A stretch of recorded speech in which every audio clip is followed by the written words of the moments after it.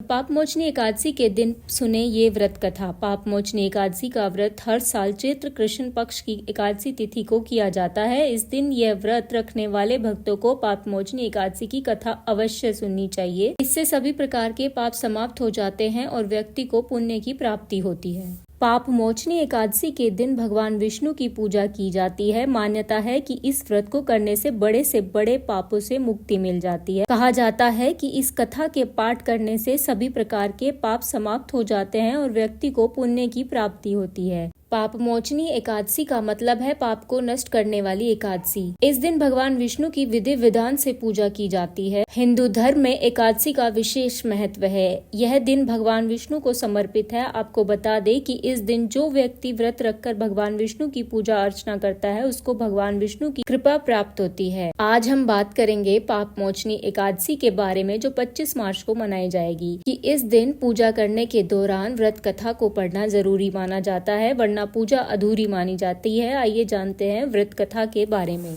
पापमोचनी एकादशी व्रत कथा। कथा के अनुसार भगवान श्री कृष्ण ने कहा, हे अर्जुन, एक बार यही प्रश्न मानधाता ने लोमश ऋषि से किया था। जो कुछ लोमश ऋषि ने राजा मानधाता को बताया था वही मैं तुमसे कह रहा हूँ। राजा मानधाता ने महर्षि लोमश से पूछा, हे ऋषि, मनुष्य के पापों का मोचन किस प्रकार संभव है? कृपा कर कोई ऐसा सरल उपाय बताइए जिससे सहज ही पापों से छुटकारा मिल जाए। तब लोमश ऋषि ने बताया, चैत्र माह के कृष्ण पक्ष की एकादशी का नाम पापमोचनी एकादशी है। इसके व्रत के प्रभाव से मनुष्य के अनेक पाप नष्ट हो जाते हैं। मैं तुम्हें इस व्रत की कथा सुनाता हूँ, ध्यान पूर्वक सुनना। कि चैत्र रथ नामक सुंदर वन में च्यवन ऋषि के पुत्र मेधावी ऋषि तपस्या में लीन थे। इस वन में एक दिन मंजू घोषा नामक अप्सरा की नजर ऋषि पर पड़ी तो वह उन पर मोहित हो गई और उन्हें अपनी ओर आकर्षित करने हेतु काम करने लगी। कामदेव भी उस समय उधर से गुजर रहे थे। उनकी नजर जब अप्सरा पर गई तो वह उसकी सहायता करने लगे। अप्सरा अपने यत्न में सफल हुई और ऋषि काम पीड़ित हो गए। काम के वश में होकर ऋषि शिव की तपस्या का व्रत भूल गए और अप्सरा के साथ रमण करने लगे। कई वर्षों के बाद जब उनकी चेतना जागी तो उन्हें एहसास हुआ कि वह शिव की तपस्या से विरत हो चुके हैं। उन्हें उस अप्सरा पर बहुत क्रोध हुआ